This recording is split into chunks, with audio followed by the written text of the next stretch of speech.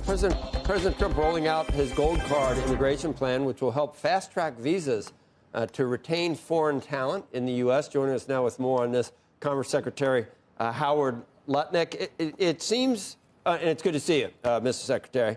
And it's good to see you. A lot of times I do not look immediately for the downside to something, but I'm sure people are at this point. But if the president says Tim Cook has actually pushed for this policy, I think that's a pretty good endorsement that maybe the president's onto something here.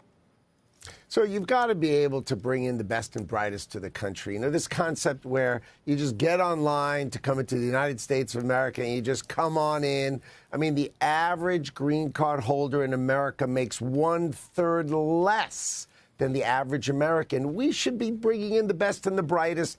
And that's what Donald Trump is changing about our immigration system. Let's expedite the best and the brightest who are going to give $1 million to the United States to prove they're at the top of the list.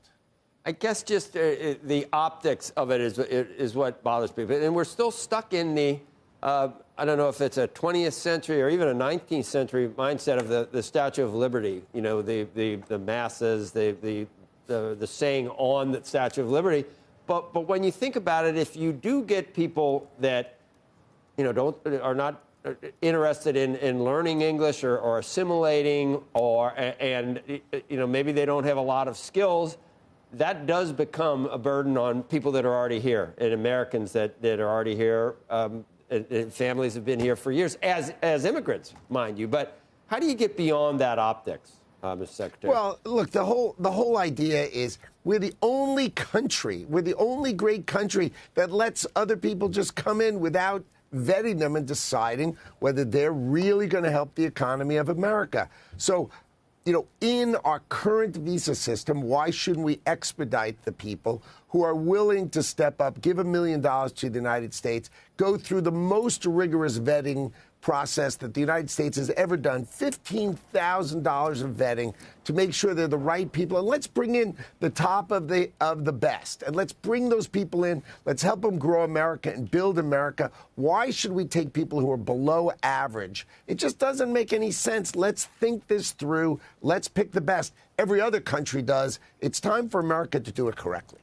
Where do you want to go from here? So many things to talk about. You want to talk about the controversy about the H-200, whether we didn't, get much back. There's a big piece in the Wall Street Journal and the op-ed pages, which I know the president kind of at times rolls his eyes at the journal, but it does say, what was the rationale for why this is happening?